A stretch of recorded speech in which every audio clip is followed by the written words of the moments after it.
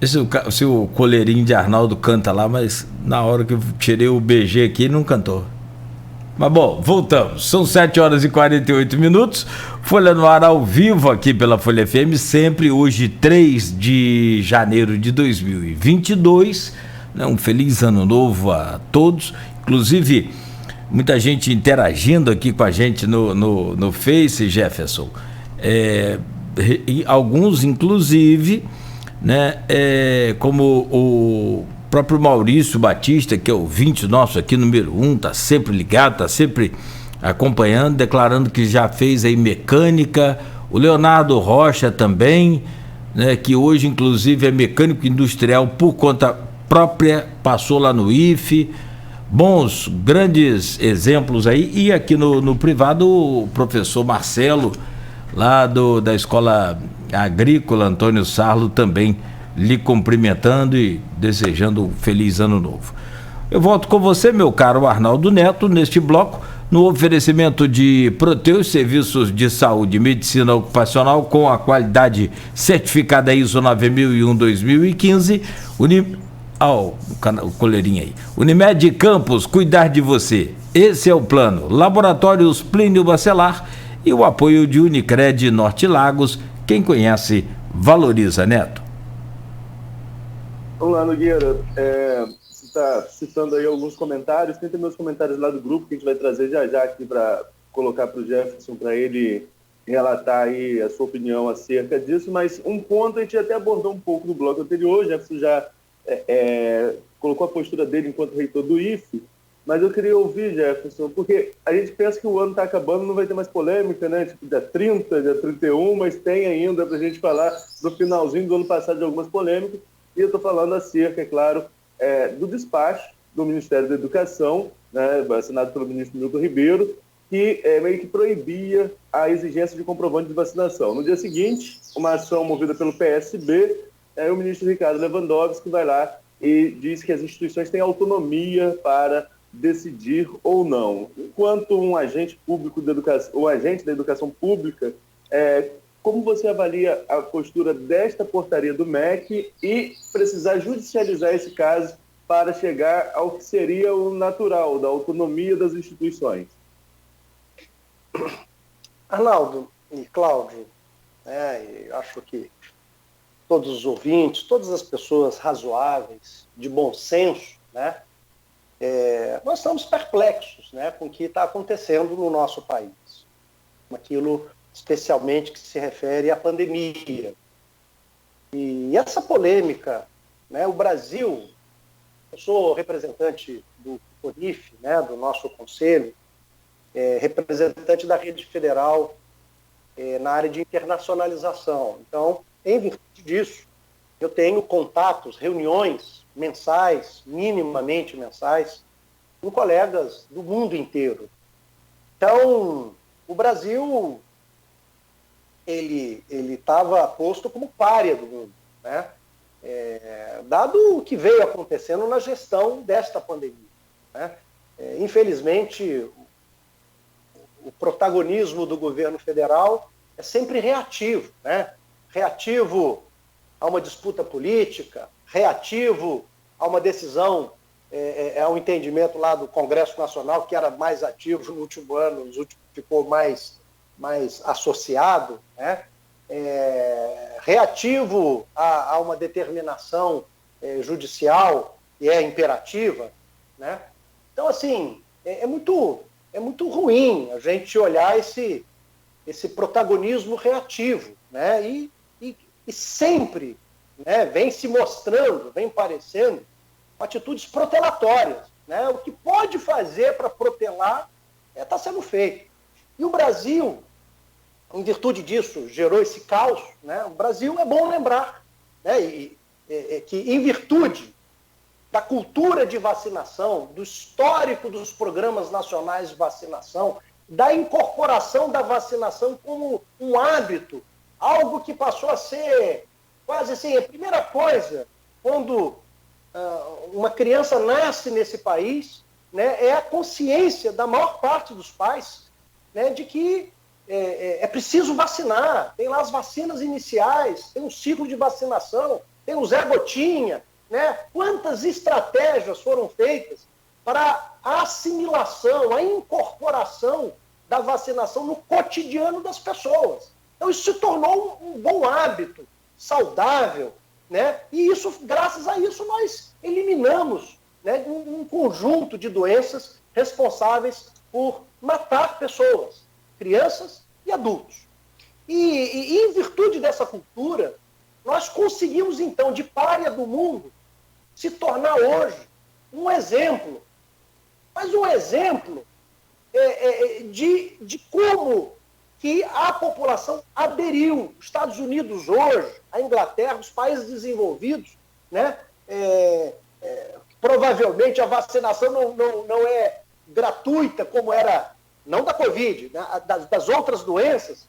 Então, assim, eles estão sofrendo enquanto sociedade, porque as pessoas não têm o hábito, resistem, então ficam muito mais suscetíveis ao questionamento se aquela substância de fato vai ter uma eficiência na nossa vida. Então, isso é um não problema no Brasil.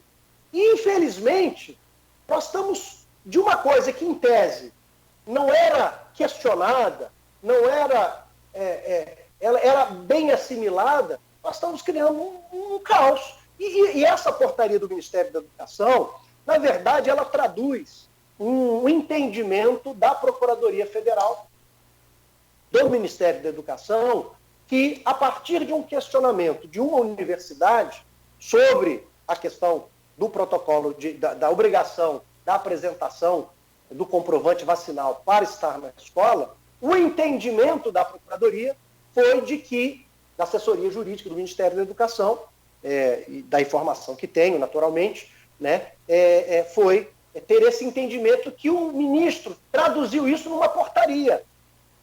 Só que o Ministério da Educação, não é possível fazer educação sem ciência, sem tecnologia. O Ministério da Educação, o Ministério da Ciência e Tecnologia tinha que ser os grandes faróis, né? Aqueles que dizem o seguinte, nós estamos lastreados na ciência, no que tem de mais sofisticado. E, de repente, o ministro da Educação, o Ministério da Educação, ele, então, publica aquela portaria, e, olha, eu vou ser muito sincero, sabe? Isso no início da manhã, quando nós recebemos isso, né, nós, os reitores, né, nós temos os grupos nossos, reitores, nós, ao observarmos aquilo, né, nos colocamos, por exemplo, no caso do Instituto Federal Fluminense, foi uma decisão do nosso conselho, o Conselho Superior da nossa instituição.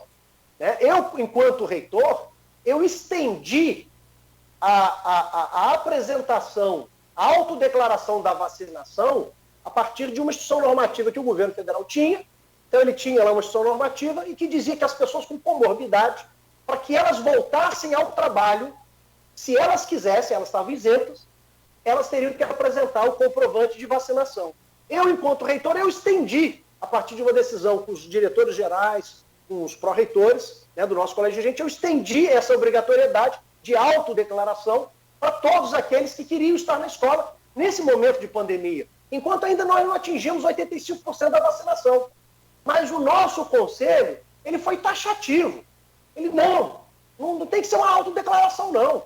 Nós vamos aqui, eu sou o presidente do conselho, mas o conselho como um todo, na sua autodeterminação, ali nós temos representantes dos nossos estudantes, dos nossos professores, dos nossos técnicos, da sociedade, do Ministério da Educação, né, e também das equipes gestoras. Este conselho de ex-alunos, ele entendeu, olha, a autodeclaração não é suficiente. É o que nós entendemos aqui, eu também, na conversação que tive, né, com os colegas, e via, os colegas pediam, os professores, né, diziam, olha, sem a comprovante da vacinação, a gente aumenta a nossa insegurança. Então, o nosso conselho disse, não, nós vamos ter a obrigatoriedade da vacinação. Então, essa é uma decisão do conselho. E então, eu fiz uma portaria a partir da decisão do conselho, que não só exigia a autodeclaração, mas a comprovação. E assim, no início da manhã, quando nós recebemos a portaria, a maior parte dos reitores já haviam dito, e que durante o dia isso foi, então, por algumas universidades apontados, e o CONIF também fez uma nota, o Conselho dos Reitores dos Institutos, em que nós entendemos que nós iríamos manter, né, a exigência da vacinação. E ficamos mais tranquilizados quando esta decisão, né, veio, então, do Supremo Tribunal Federal, em que coaduna, né, ratifica, né, a nossa posição de defesa da vida. Olha, o colega que não está vacinado, ou o estudante que não está vacinado, tudo bem. Então, ele volta no próximo semestre, ele estará, no caso do professor ou do servidor, e é muito pequenininho. No caso nosso, é muito, e não poderia ser diferente, uma comunidade esclarecida.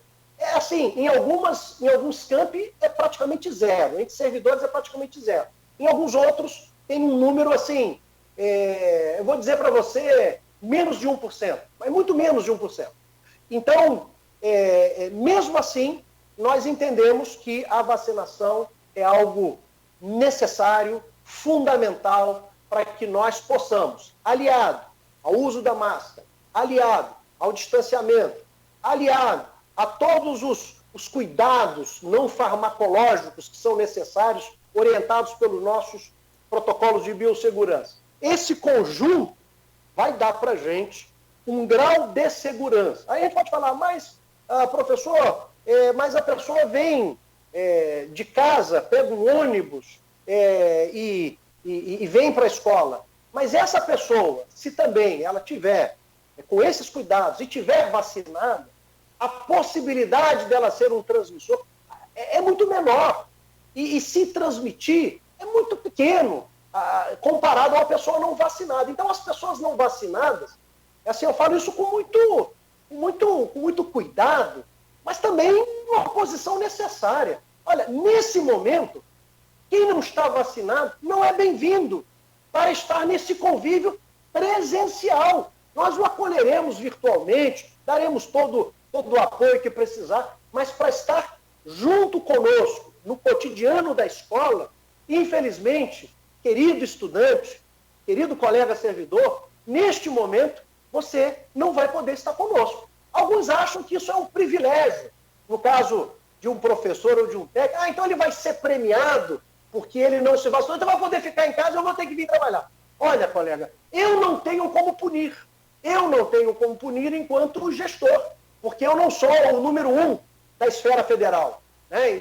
Eu sou ali a posição número 1 do Instituto Federal, mas eu não sou o número 1 da esfera federal. O presidente da República poderia criar sanções, o governador pode fazê-lo, o prefeito pode fazê-lo, eles são o número 1 da administração municipal, estadual e federal. Eu não sou, mas nós, pela autonomia administrativa que temos o dever de proteger aqueles que aqui estão conosco. Esse é um dever, o dever à vida. E esse conceito da liberdade individual está sendo deturpado. A liberdade individual, ela está associada à vida coletiva. Num caso de pandemia, num caso de calamidade pública, as liberdades individuais, elas são necessariamente limitadas pelo bem comum, pelo bem coletivo. Isso é um princípio de civilização, isso é um princípio de urbanidade, isso é um princípio de vida coletiva. Então, se eu quero ser livre e fazer o que eu quiser da minha vida, então vá para uma ilha, viva lá sozinho, não atrapalhe ninguém. Então, veja. Agora, você também vai lá perceber que você não vai conseguir viver sozinho porque você precisa do outro. Porque o outro, ele é importante para que a minha liberdade possa acontecer. Mas é uma liberdade que ela tem que ser modularizada pelo convívio. Então, nós precisamos, sabe, Cláudio e Arnaldo, eu sempre falo, um dos maiores desafios da educação hoje, os maiores desafios é preparar as pessoas para o convívio, é preparar as pessoas para a cidadania. Não adianta preparar as pessoas com um grau de racionalização elaborado na matemática, na engenharia, na arquitetura, na física, na língua portuguesa, nas danças, naquilo que for a profissão dela. Nós temos que preparar gente que sabe que ela precisa conviver, que ela seja uma pessoa sensível ao outro, engajada nas questões da sociedade, uma pessoa que olha para além do seu umbigo, do seu pequeno mundo. Por isso é importante a escola, o convívio, né? A vida coletiva. Nós precisamos aprender. A escola, né? A família como essa primeira escola, né? Mas também a escola como esse espaço social privilegiado de socialização, de fazer com que as pessoas aprendam, né? Que para além do seu pai, da sua mãe, do seu irmão, que muitas vezes pensam de uma mesma maneira, comungam de mesmos valores a partir de uma cultura, mas o mundo, ele é diverso. Eu tenho que respeitar o outro, a abordagem do outro, a visão do outro, os valores do outro. E esse convívio, esse diálogo, também eu preciso desenvolver essa habilidade. Então, a escola não é só para ensinar as disciplinas no campo da cognição, da racionalização. A escola é preparação para a vida, os espaços formativos. Está precisando formar coletivo, sabe, Arnaldo e Cláudio? Então, hoje, é lamentável, a palavra que eu vou usar aqui é esta, é lamentável terminar o ano de 2022 com este posicionamento do Ministério da Educação. Entretanto, é compreensível. Infelizmente, é compreensível esta posição do Ministério da Educação, mas ela é lamentável. Então, é uma pena que neste país, né, nós tenhamos que ter o equilíbrio dos poderes é muito importante, mas o executivo está abrindo mão das suas prerrogativas, né, não por intervenção dos outros, mas por uma omissão. O que nós estamos percebendo são um conjunto de omissões que, necessariamente, os outros poderes e a sociedade, ela precisa, então, exigir que o governo assuma o seu protagonismo e o seu papel. E o primeiro papel do executivo é proteger a vida, cuidar das pessoas. E, infelizmente, nós estamos percebendo que em muitas dessas oportunidades ou dessas exigências não estão acontecendo. Então é preciso, né, seja a Câmara por CPIs, seja o STF, seja organismos internacionais, seja os movimentos da sociedade, seja os estudantes, seja os empresários, seja as pessoas de bom senso, né, que nós temos pessoas de bom senso, mas temos pessoas também picaretas em vários espaços da nossa sociedade. Então, que nós possamos, enquanto sociedade, continuar exigindo, exercendo o nosso papel da sobriedade. Então, é só por causa da cultura de vacinação, aderência à vacinação, esse sucesso que está acontecendo e da obrigatoriedade. Eu estou falando isso. O governo federal, a minha sensação, tá? Me parece que o que ele está fazendo porque está sendo obrigado. Olha que tristeza. Sendo obrigado a comprar vacina, sendo obrigada a ter que estender para os adolescentes a vacinação, sendo obrigada a ter que estender agora para as crianças. Olha que tristeza, né? Então, cadê o protagonismo, né, da liderança, do Ministério da Saúde, do Ministério da Educação, da Presidência da República, né? E colocando esse país no lugar que de fato ele possui, né? Um protagonista na América Latina, especialmente na América do Sul, com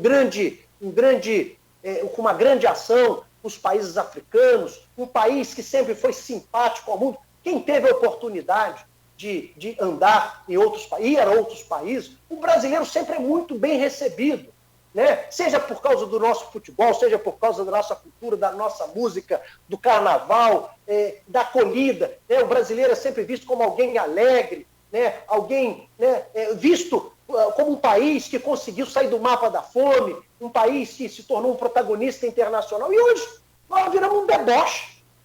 Você conversa com qualquer... Eu vou dar um exemplo, talvez fique mais fácil pela cultura e pela língua, né? Quantos programas na TV portuguesa, né, que satirizam, fazem piada do nosso país. Então, assim, é vergonhoso. A sorte é que este país, as pessoas estão compreendendo que isso não representa a nossa história, não representa a qualidade das nossas universidades, a qualidade das nossas indústrias, a qualidade da nossa população, da história desse país. Então as pessoas cada vez mais estão percebendo que isso é um tempo histórico que nós estamos vivendo e isso é bom, né, em um certo aspecto. Mas nós somos chacotas, né? As decisões, as sátiras. Assim, muito... A imagem nossa não está boa no mundo. Entretanto, agora, e eu vou dizer a última reunião que eu tive nesse board internacional, né, em que eu pude falar, então, né, de que o Brasil ele tem um grau hoje de vacinação e os números da pandemia são muito, muito, muito baixos, o que permite que nós possamos, então, retomar com mais intensidade as nossas atividades, especialmente na educação, e é isso que nós estamos fazendo no Instituto Federal, é isso que está acontecendo na rede federal, é isso que está acontecendo nas universidades, e 2022 é o ano da retomada, né, das esperanças, né? Nós temos aí um ano muito difícil, mas que nós estamos cientes, eu acredito, do que nós queremos para o Brasil.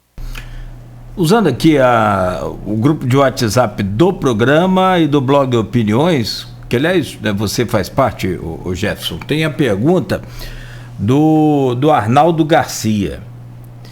Antes só comentar sobre o que você falou, eu estava pensando que no início da pandemia muita gente falava, eu até cheguei a acreditar também, ou pelo menos eu tenho muita esperança no ser humano, mas sei lá, muita gente falava sobre essa questão após a pandemia, o ser humano estaria mais empático, mais amoroso, mais afetuoso, mas em alguns casos parece que revela-se aí um negócio bem complicado, né?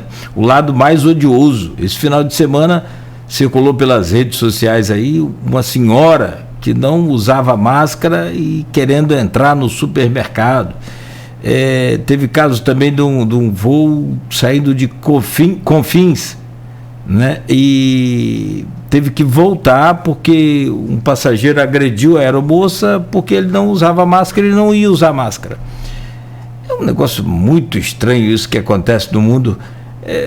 Aquilo que você falou, não quer se cuidar, fica numa ilha, mas é preciso ter empatia, é preciso pensar no próximo.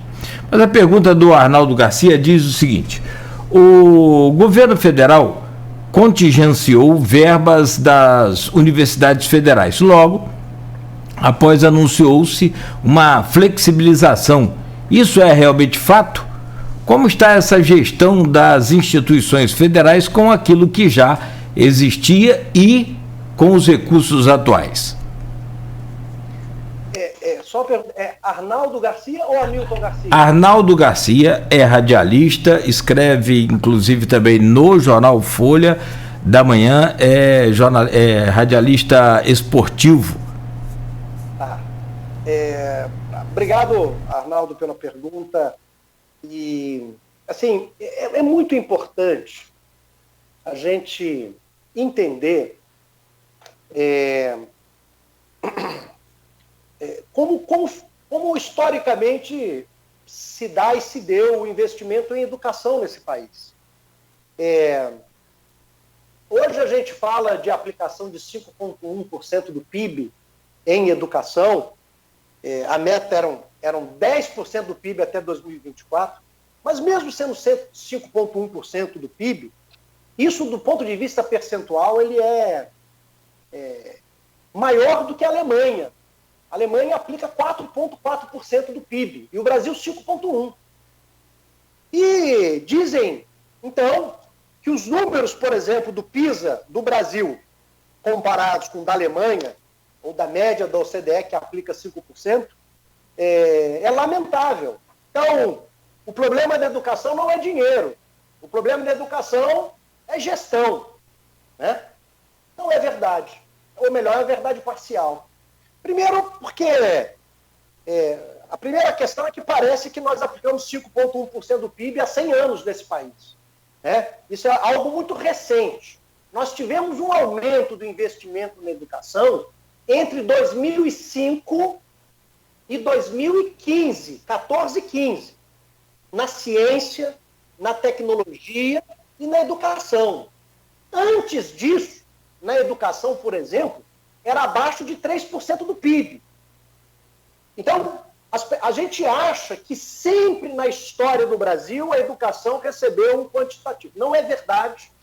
Então, nós temos déficits de aprendizagem. Nós temos, por exemplo, 50% da população brasileira adulta que não tem o ensino médio completo. Nós temos hoje 40% a 50% da escola, da educação básica, que não tem biblioteca. Menos de 40% tem quadra. Laboratório de física, química, de ciências geral, isso deve estar em torno de 15%, se tiver isso tudo. Então, nós precisamos de muito mais recursos na educação. Não é verdade que nós não precisamos de recursos na educação. É preciso continuar investindo muito. Agora, na pandemia, 10 mil escolas não têm água potável.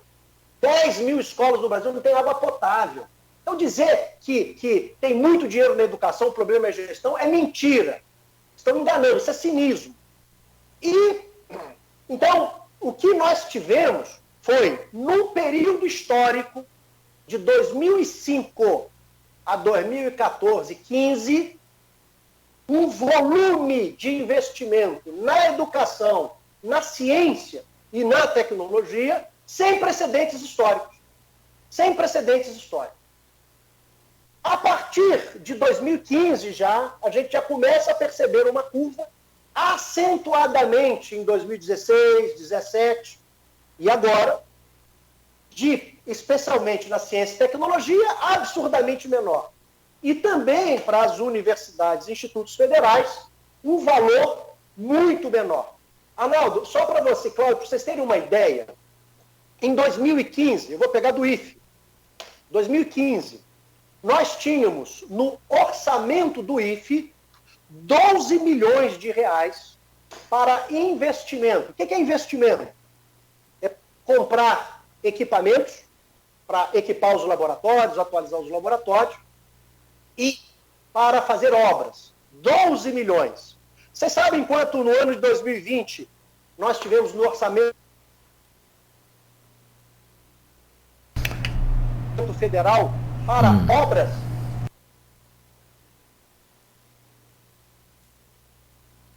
Falhando o seu áudio aí, Jefferson. Conseguiram? Volta lá. Isso. O som, o seu áudio parou na pergunta. No orçamento de 2020, está me ouvindo? Agora sim, perfeito. No orçamento de 2020, nós temos 770 mil. Olha, 2015, 12 milhões. Esse é o recurso que a gente tem para equipar todo o Instituto Federal. E eu tenho 770 mil para todo o Instituto. Eu, quando fui diretor do Campus Centro, que é o nosso campus maior, em 2010, eu tinha no meu orçamento, só no orçamento do Campus Centro, no orçamento do Campus Centro, 4 milhões e meio para investimento. Hoje, para todo o Instituto, 12 unidades, eu tenho 770 mil, tinha. Se nós não conseguíssemos a sensibilidade dos parlamentares, dos deputados federais da bancada do Rio de Janeiro, que nós conseguimos, então, 7 milhões e meio em emendas parlamentares. 10 vezes mais do que nós temos no nosso orçamento.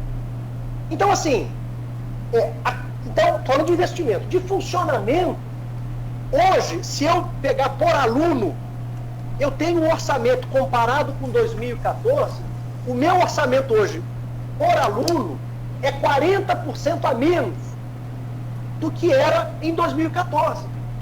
Então, há um desfinanciamento das nossas instituições. Agora, quero aqui também dizer que a situação para esse ano 2022 seria muito pior se mantivesse o orçamento inicial proposto para a gente. O nosso orçamento do Instituto Federal Fluminense seria o mesmo de 2021. Só que em 2021 nós não tínhamos presencialidade de estudante.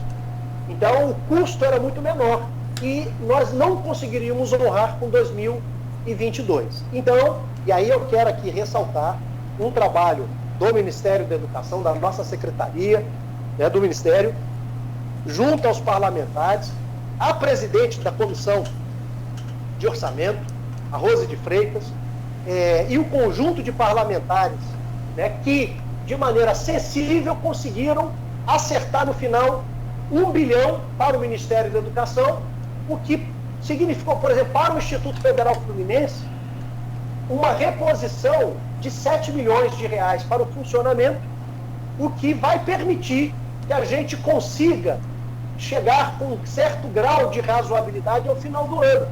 Mas já com muitos cortes. Por exemplo, nós tivemos que diminuir muito o tamanho das bolsas para assistência ao estudante, para pesquisa, atividades de campo dos nossos estudantes, visitas técnicas. Nós tivemos que diminuir muito para ir cabendo de 2016 para cá no orçamento.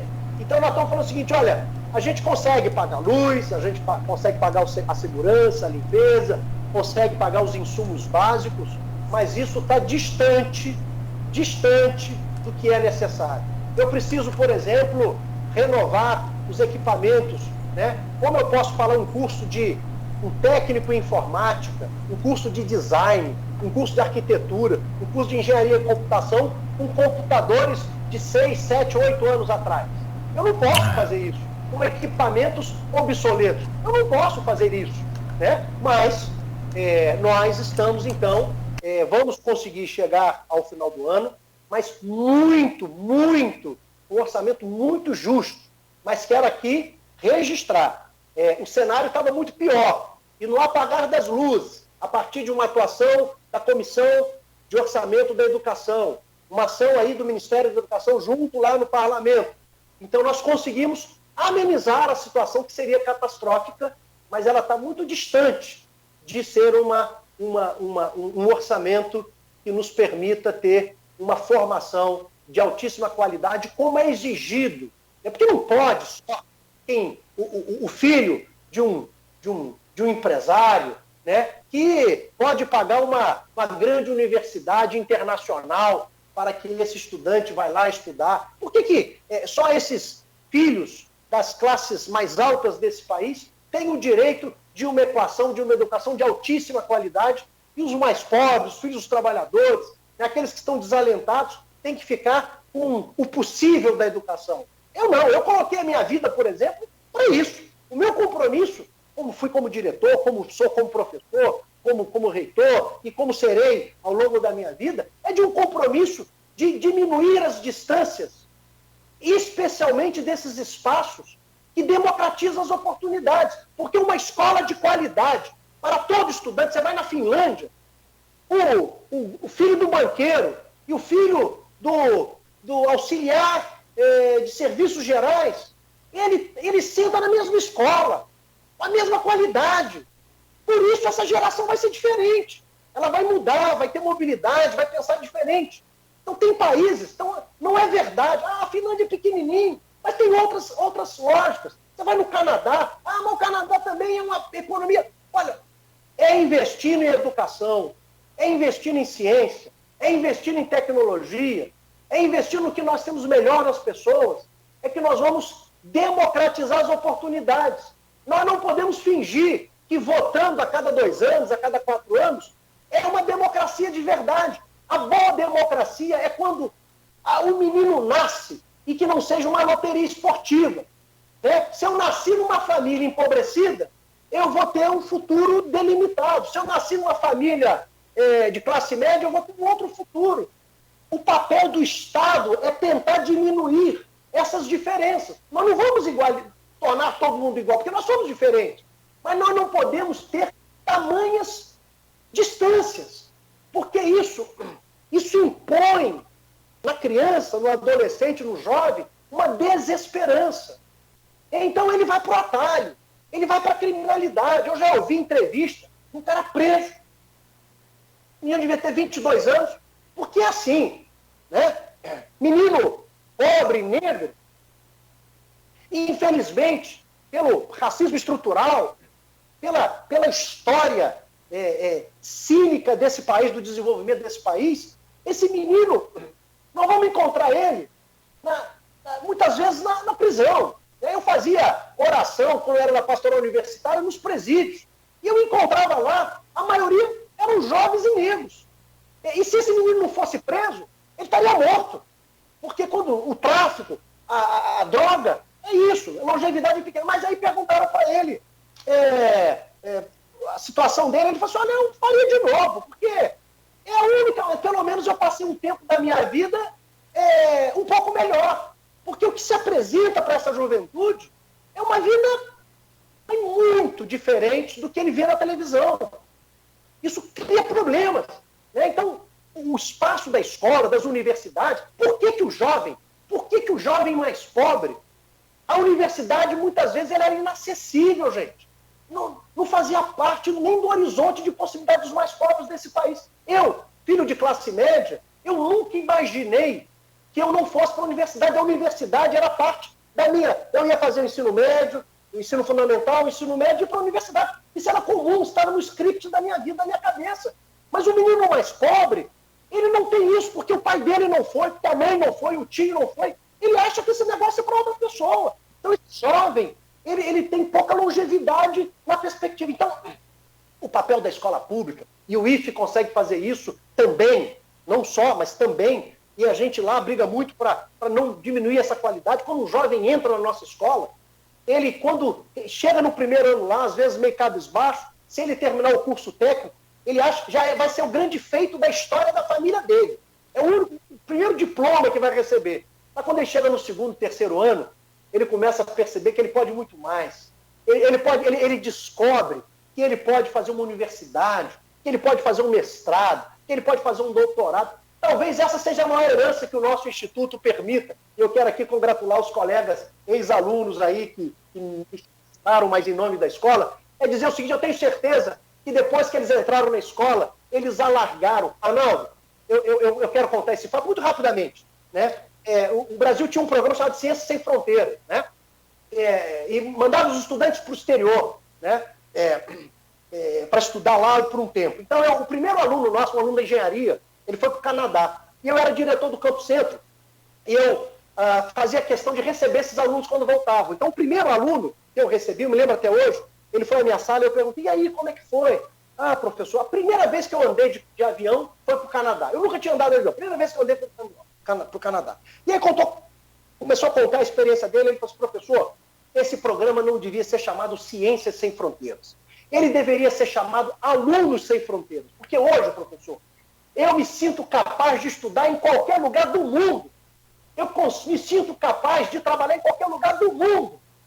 E, Arnaldo, o primeiro dia que eu era diretor aqui, quando eu recebi os alunos, eu brincava com eles, olha, vocês aqui vão chegar ao terceiro ano e aproveite todas as oportunidades dessa escola, todas as oportunidades. Porque chega a Halliburton aqui, chega a Schlumberger e fala assim, olha, você vai ser contratado e você vai agora passar 6 meses no Cairo fazendo um curso, 6 meses em Houston, nos Estados Unidos fazendo um curso. Sabe o que eles vão falar?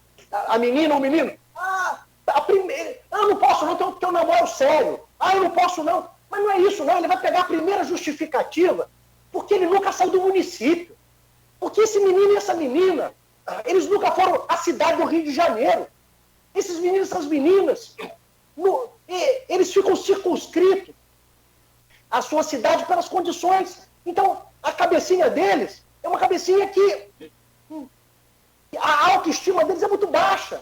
Né? Então, eles percebem que esse mundo não é para eles.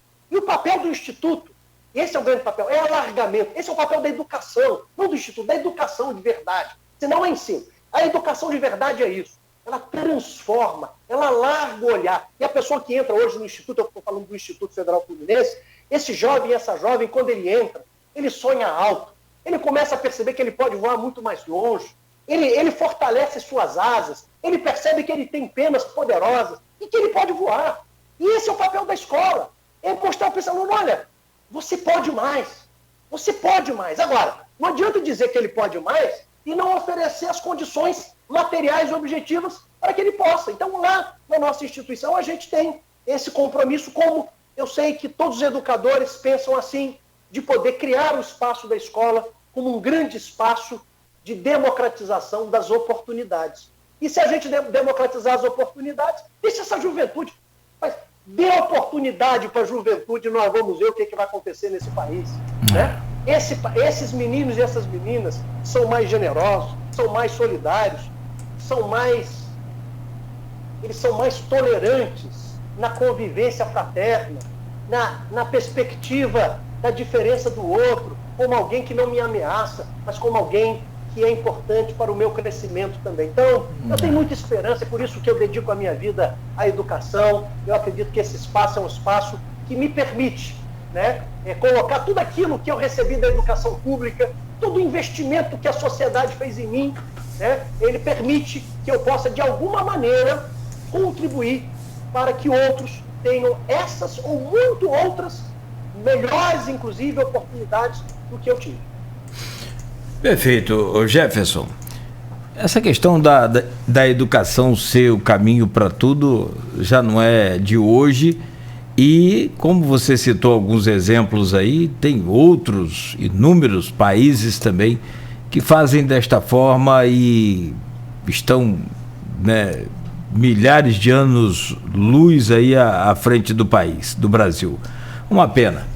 País de grandes educadores como o nosso, né?